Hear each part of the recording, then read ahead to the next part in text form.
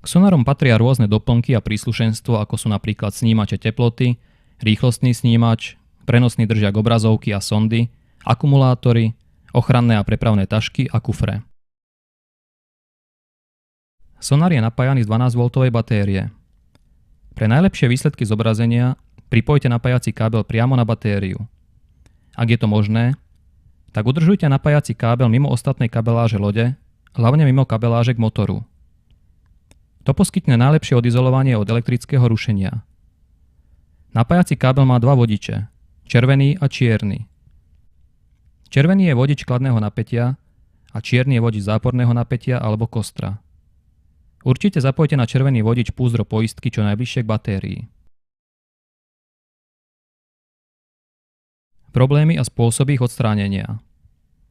Ak je sonda umiestnená na mieste, kde nie je stály a plynulý tok vody, alebo kde sú interferencie spôsobené bublinami alebo turbulenciami, tak sonár ich bude zobrazovať ako náhodné čiary alebo body, kdekoľvek sa loď pohne. Sonda by mala byť namontovaná tak, aby vysielala signál priamo dole, ak je to možné. Pre najlepšie snímanie by ste mali inštalovať sondu skimmer tak, že stredová línia sondy by mala byť v úrovni s dnom lode. To vám poskytne najlepšiu kombináciu plynulého toku vody a ochrany sondy pred nárazmi. Skontrolujte pripojenie napájacích káblov k prístroju. Tiež skontrolujte vedenie vodičov. Uistite sa, že prívodný kábel je správne zapojený. Červený vodič ku kladnému pólu batérie, čierny k zápornému alebo k uzemneniu. Skontrolujte poistku. Zmerajte napätie batérie. Malo by byť aspoň 11V. Ak prístroj pracuje len v demo režime, sonda nie je ešte pripojená alebo bola odpojená. Slabé odozvy od dna, nepravidelné číslicové snímanie alebo nezobrazovanie signálov rýb môže spôsobovať sonda, ktorá nesmeruje priamo dolu. Očistite sondu. Olej, nečistoty a palivo môžu spôsobiť, že sa na sonde vytvorí film, ktorý znižuje jej účinnosť. Ak miznú odozvy od dna pri vysokej rýchlosti, číslicové snímanie je nepravidelné, alebo je zobrazený slabý signál od dna pri pohybe lode, môže byť príčinou problémov sonda v rozvírenej vode. Sonda musí byť namontovaná na mieste, kde je plynulý, hladký tok vody, aby mohol sonár pracovať pri všetkých rýchlostiach člnu.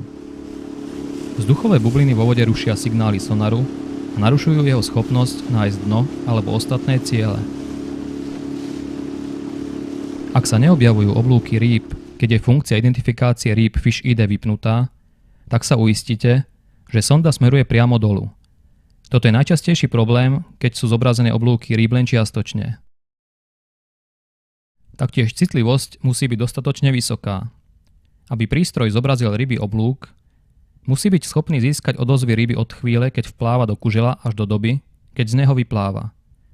Pokiaľ nie je citlivosť dostatočne vysoká, prístroj zobrazí rybu len keď sa nachádza uprostred kužela. Používajte aj funkciu zoom. Je ľahšie zobrazovať oblúky rýb v rozmedzí medzi 10 až 20 metrami ako od hladiny do 20 metrov. Toto zväčšuje ciele a umožňuje zobraziť oveľa viac detailov. Loď sa musí pohybovať, aby ste uvideli oblúky rýb. Pokiaľ sa loď nepohybuje, ryba zostáva v kuželi a na obrazovke sa objaví ako rovná vodorovná čiara. Hlavná príčina problémov sonaru je zvyčajne elektrické rušenie. Obvykle sa na obrazovke sonaru objavuje ako nepravidelné vzory bodiek alebo čiarok. Vo vážnych prípadoch môže pokryť celú obrazovku čiernymi bodkami alebo spôsobiť, že prístroj pracuje nepravidelne alebo vôbec nepracuje.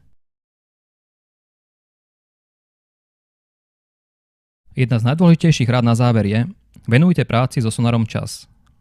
Ovládanie sonaru a hlavne správne vysvetlenie si situácií pod vodou zobrazených na obrazovke sa nedá naučiť za jeden deň.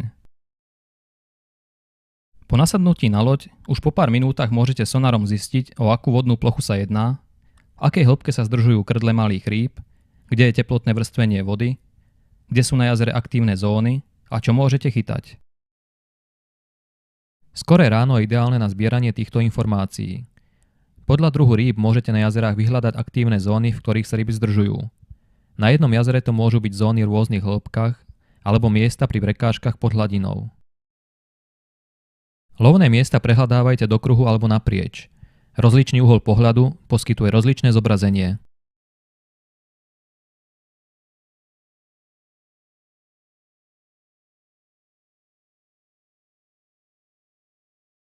Aktuálna situácia pod hladinou je zobrazená na pravej strane obrazovky. Ľavá časť obrazovky je len časová história.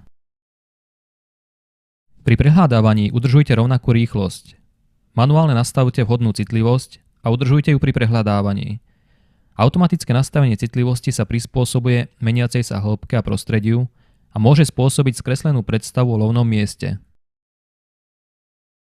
Skôr ako začnete pracovať s vašim sonarom Eagle alebo Lowrance, prečítajte si sekciu o inštalácii. Táto sekcia obsahuje návody pre montáž sonaru, sondy a ďalšieho doplnkového príslušenstva, ako napríklad rýchlostný snímač a podobne. Sonda by mala byť namontovaná tak, aby vysielala signál priamo dole. Dodržiavaním odporúčaných postupov pri montáži môžete dosiahnuť to, že naplno využijete možnosti vášho sonaru Eagle alebo Lowrance. Nesprávna montáž vám môže spôsobiť problémy, obzvlášť nesprávne namontovaná sonda.